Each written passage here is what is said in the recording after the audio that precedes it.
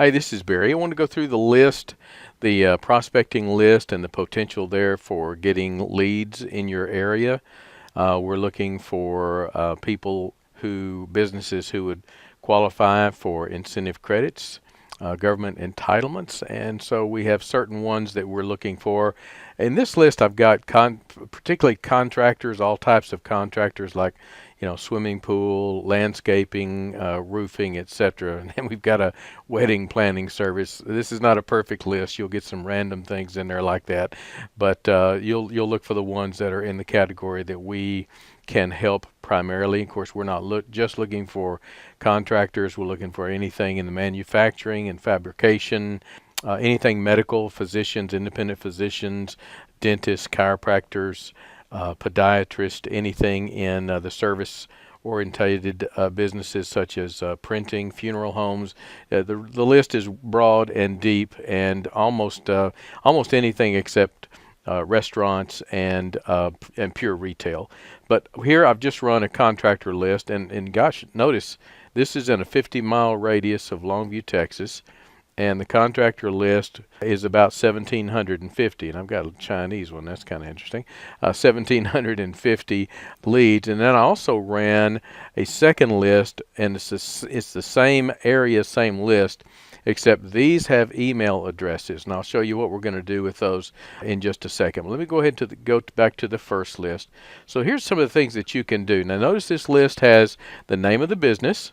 It's got the category of the business, and I don't know, some of you, I'm sure, are much more expert at Excel than I am, but so if you are, you're going to think, gee, this guy's a real novice. But if you want to just do the categories, say contractor, you're going to go up here to sort and find.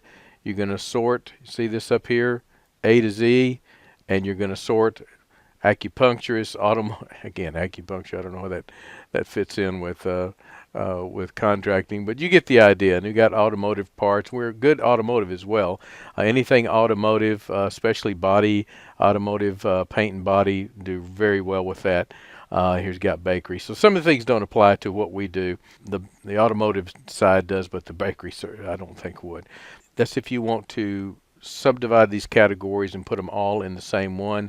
Then you should use the sort and find. If you mess up, don't be afraid. If you mess up, just go back up here to the undo button. You see this up here, and just undo that, and that'll take you back to where you were. Okay.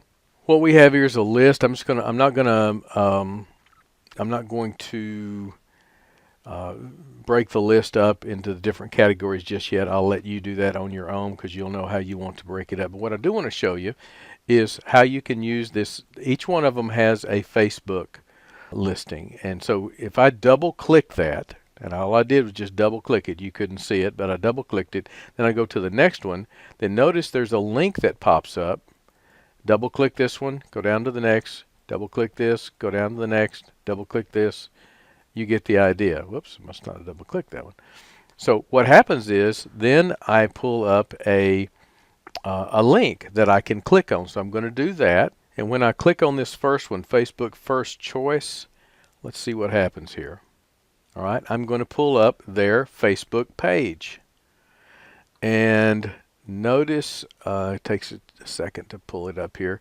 Notice this gives some information. I'm already logged in here, and it tells you a little bit about the business. It gives you some of the first choice, the different one, the names, the phone numbers, the directions. If you need to know where the business is, you know how to use Facebook, I would imagine. So if you do, you've got a button here to call now. This is a general contractor. You've got a button here to send a message. We'll go through that in just a second. But just to show you that when you use this list, you're clicking on here. Now, if it's got a bunch of numbers like this, sometimes that's a bogus account. I'm going to go ahead and click that and see. Let's see if that's a bogus account or not. Yeah, no, it's not a bogus account because you've got some testimonials and so forth. Whoever this is, Two Brothers Construction, they need to put up some kind of a logo or something here. Also, I don't know if you know this, but the ones that have Facebooks like this, you can do, instead of a stagnant picture, you can put actually a video here, and it's much more appealing when somebody comes onto your Facebook site and they see a video playing. I think the minimum of 20 seconds or something like that, and it'll just loop over and over again, and then they can go down and scroll down and see what you offer. Here's some nice pictures. This is not a nice site. They do need a logo here. Okay, so give you an idea of what happens when you click on these. Again, you double click and then you go down to the next one, click the next one. You double click that one, click the next one. Now I'm sure there's a way to say make all of these into a clickable link. I don't know how to do that. Maybe somebody can tell me how to do that. Okay, there's a little bit of an about here, gives you an idea on a lot of them, what we do and so forth, what this particular business does. And you've got the single line addresses. There is a way, and it's not that difficult.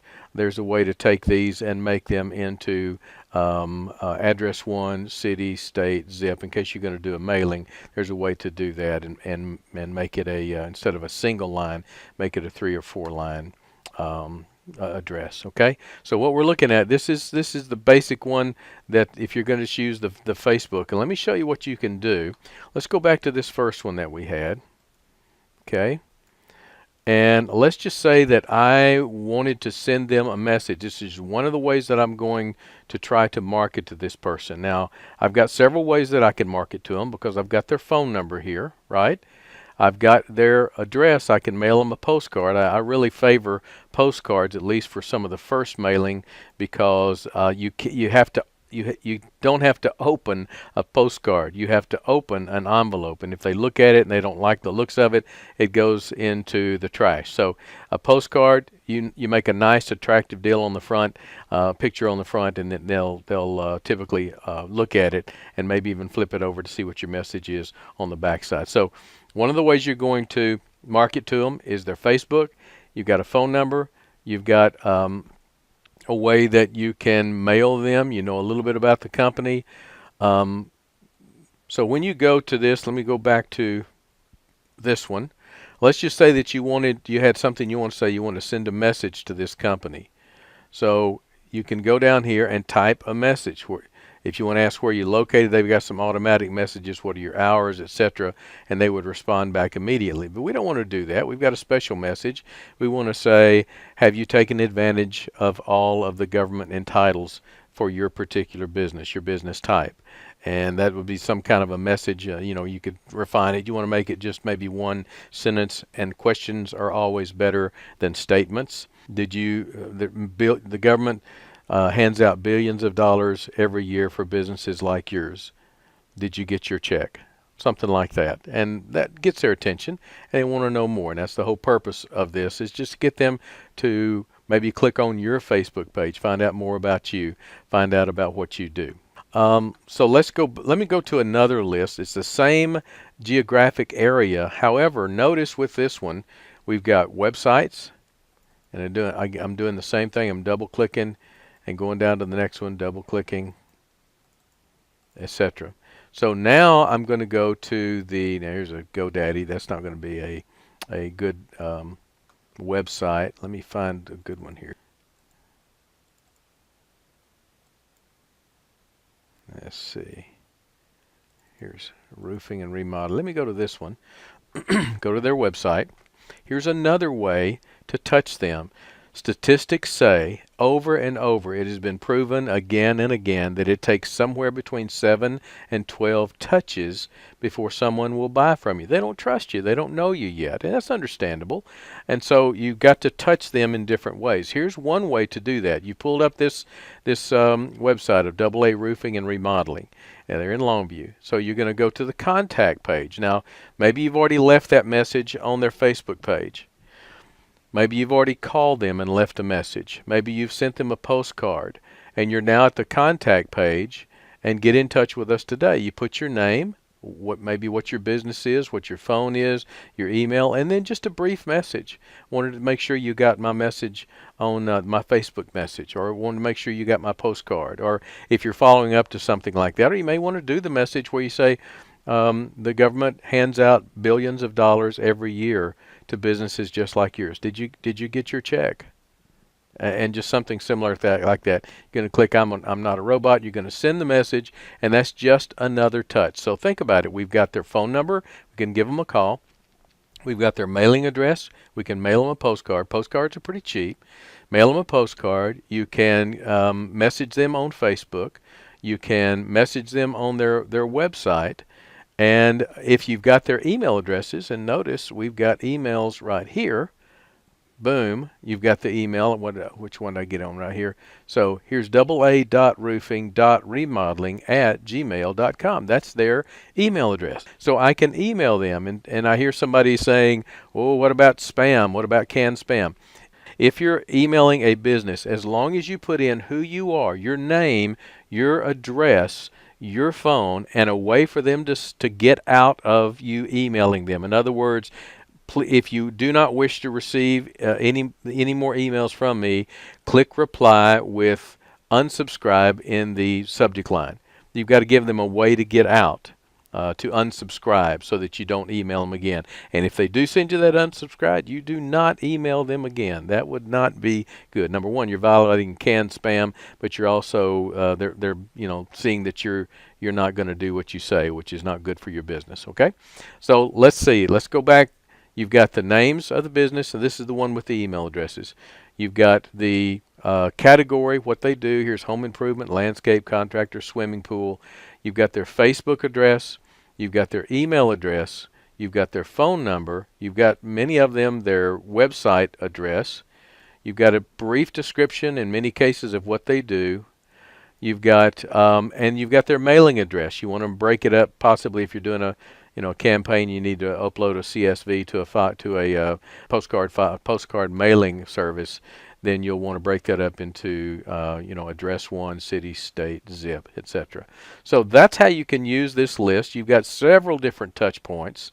You can always go by, of course, and you've got the address to go by, but you've got several different touch points that you can talk with these businesses, try to get their attention. If you've got something that they need, and I certainly know that we do, we can give our average is what, $30,000 to $40,000 that we can get from most of these business types that I'm looking at here. They've never heard of it, so they're skeptical. I get that.